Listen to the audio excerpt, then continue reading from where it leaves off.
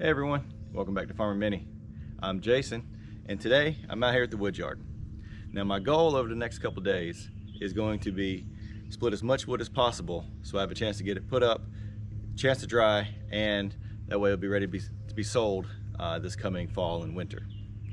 And as I was walking around getting a game plan for getting this done, it reminded me that I've made a lot of changes over the first less than year that I've actually been in the firewood business, and I thought I'd take a chance to go over a few of those things for people who may be starting as well and people who are thinking about getting into the firewood business.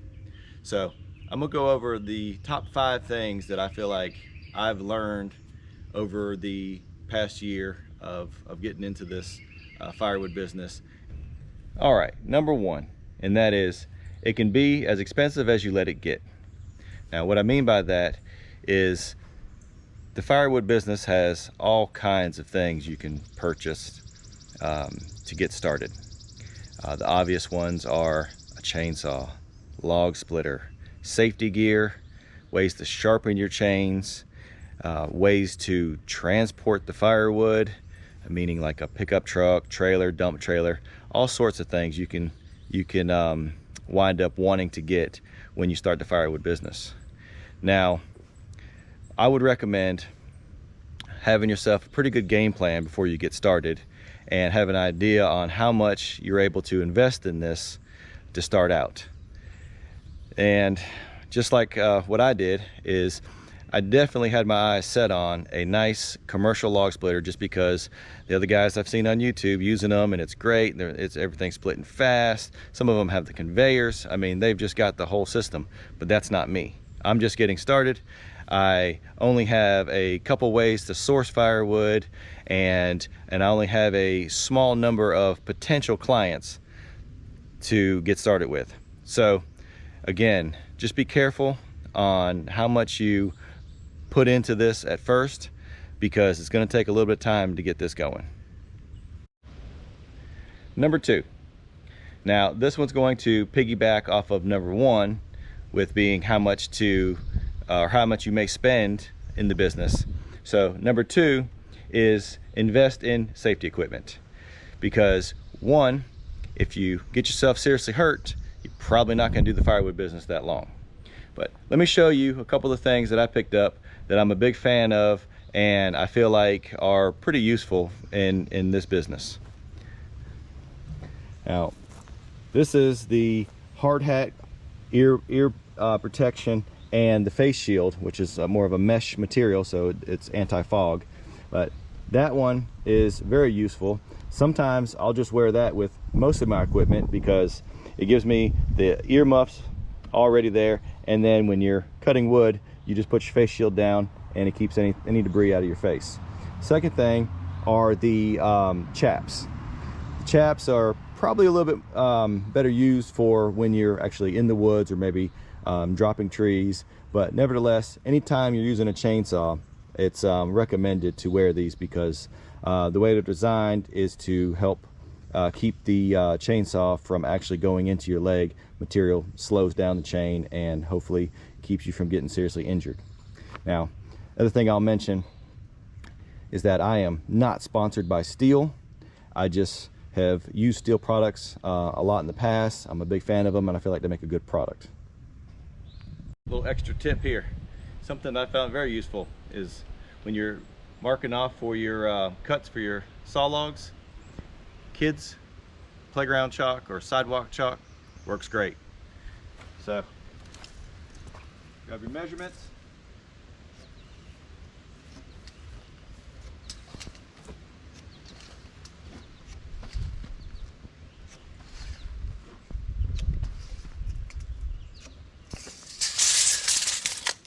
ready to make my cuts.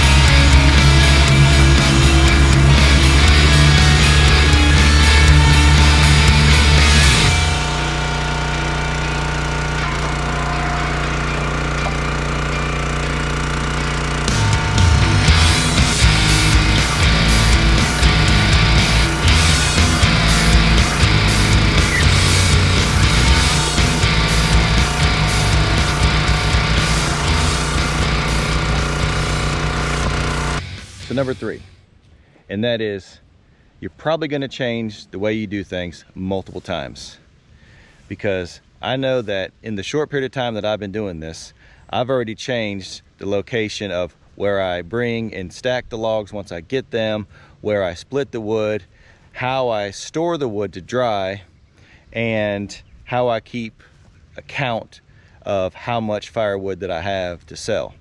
You're always going to see and learn new ways. So the best advice for getting into the firewood business is to just get started, because you're always going to find better ways to do it.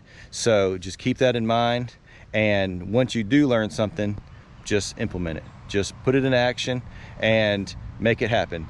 I have a video that I just did on the IBC totes.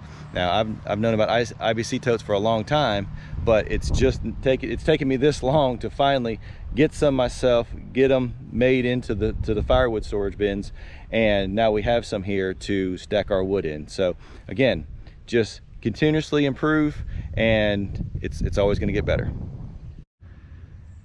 So number 4, and that is learn how to sharpen your chainsaw chain the right way.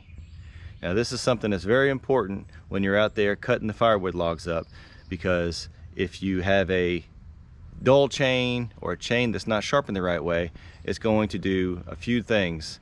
1, it's going to take forever to cut. 2, it's really not that safe. And 3, you'll find yourself cutting at angles and wondering why that's happening. And I can speak from experience on that, because it actually has taken me some research and taken some time to really learn how to sharpen a chainsaw chain. So I still wouldn't call myself an expert at it, but it's a lot better than when I first got started on sharpening my own chains. And it's a whole lot cheaper than going out and buying a new chain every time you think something's wrong with the chain that's on chainsaw. So take a little time, do some research, practice on maybe an older chain that you have, and fine-tune the art of sharpening your chainsaw chain.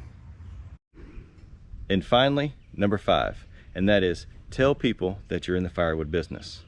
Now I know this one seems pretty obvious, but you start off by telling some family members, some close friends, that you've decided to start a firewood business. Now this should hopefully help you in a couple different ways.